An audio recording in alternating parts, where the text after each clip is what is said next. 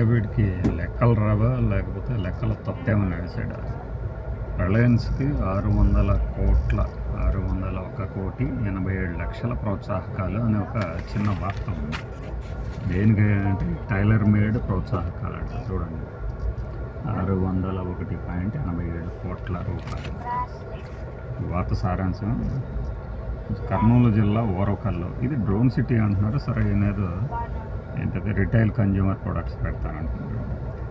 Reliance consumer limited private కంపెనీకి beverages park, ఇది beverages project ఏర్పాటు చేస్తున్నారు. దీనికి టైలర్ మేడ్ విధానంలో ప్రోత్సాహకాలకు అనుమతినిస్తూ ప్రభుత్వము జీవో జారీ చేసింది. ఏపీ ఫుడ్ ప్రాసెసింగ్ పాలసీ, అసలు ఇంకా ఇలాంటి ఎన్ని ఉన్నాయని ఇట్లా ఏపీ ఫుడ్ ప్రాసెసింగ్ పాలసీ తీసుకొచ్చారు. ఎన్ని కంపెనీలు ఉంటే ఒక పెద్ద పాలసీ తీసుకురావాలి, లేదు పాలసీ పెట్టిన తర్వాత కంపెనీలు వస్తున్నాయా? శ్వేతపత్రం రిలీజ్ అయింది. శ్వేతపత్రం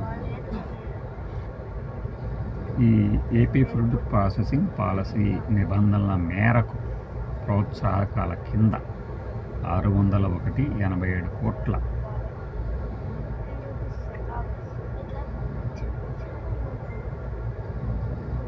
10%. నేను ఎందుకు ఇంత పాజ్ తీసుకున్నానంటే అస్సలు అర్థం కాకుండా రాయటం అన్నమాట. ఫుడ్ ప్రాసెసింగ్ మేరకు ప్రోత్సాహకాల కింద 601.87 కోట్లు చెల్లించేందుకు అనుమతి ఇచ్చింది. ఈ మొత్తాన్ని 5 ఏళ్లలో చెల్లించాలని నిర్ణయించింది. ఇంకా పెట్టుబడి పెట్టాలి. మూలధన పెట్టుబడిపై 10% అని కింద రాసింది. అసలు మొత్తం అక్కడ పెట్టిందంత ఫస్ట్ లైన్లో ఉంది 1622 కోట్లు. 1622 కోట్లలో 10% అంటే 162 కోట్లు అవుతుంది. మరి 601 కోట్ల ఎట్లా అవుతుంది ప్రోత్సాహకాలు? 1622లో సగమన్నా కూడా 800 కోట్లు, అంటే దాదాపు సగం కాకపోయినా 601 కోట్లు అంటే 10% అయితే కాదు.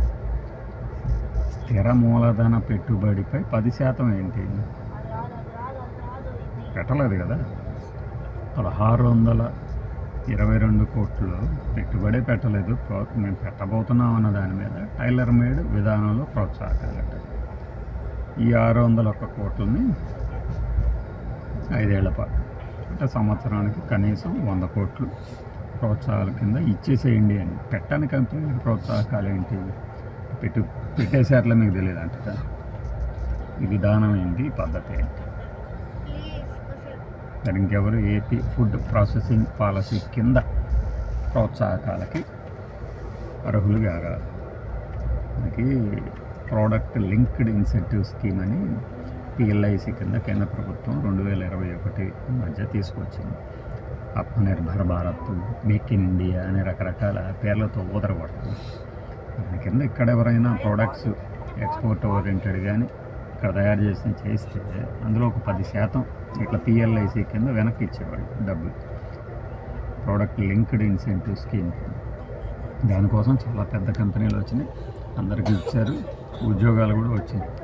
మరి ఇక్కడ ఈ Reliance consumer products private limited కింద బెవరేజెస్ ప్రాజెక్టు ఏంటి, ఏం తయారు చేస్తుంది, ఎప్పుడు పెట్టింది, పూర్తయిందా లేదా? అప్పుడే పెట్టడం పూర్తవడం కుదరదుగా. ప్రోత్సాహకాలు మాత్రం టైలర్ మేడ్ విధానంలో ఇచ్చేసేందుకు జీవో ఇచ్చేయటం. రాబోయే 5 ఏళ్లలో 601 కోట్లు అంటే కనీసం సంవత్సరానికి 100 కోట్లు ఇచ్చేస్తున్నారు. ఎలా జస్టిఫై చేస్తారు?